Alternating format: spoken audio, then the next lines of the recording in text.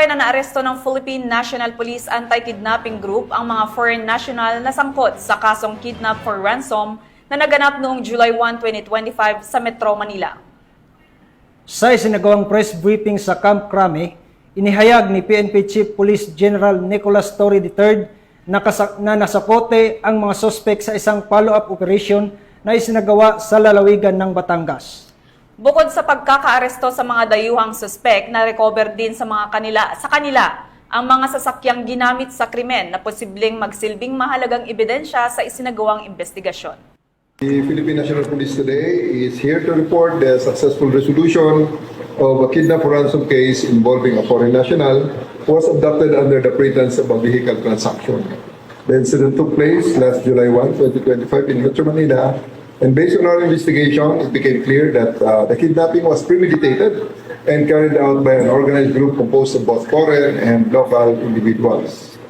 The victim, who was assisting a relative in a supposed car sale, met with the individuals who turned out to be the part of the kidnapping operation, and after gaining the victim's trust, they took control of the vehicle and demanded a large sum of money from the family in exchange for the victim's release.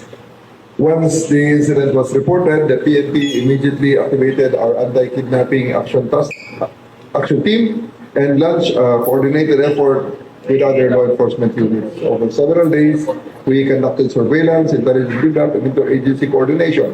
And on July 13, after days of negotiation and follow-up operations, our team successfully rescued the victim in Batangas and arrested several suspects.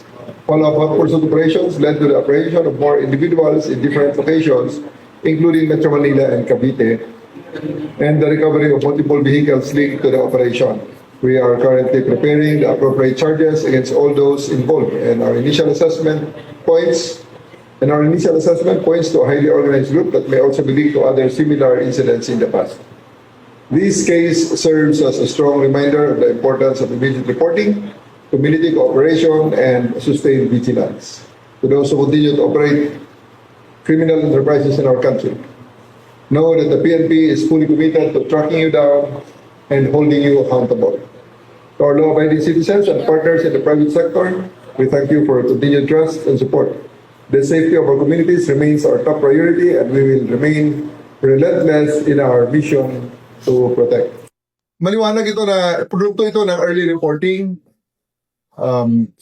May cooperation ka agad ang biktima, though may mga negotiations na ginawa sila, pero eventually they trusted us and gave us the confidence and support, kaya nagawa namin ito na mahuli talaga itong 12 ang tao natin dito, 12, 6 na foreigners at 6 na Pilipino ang nahuli natin dito.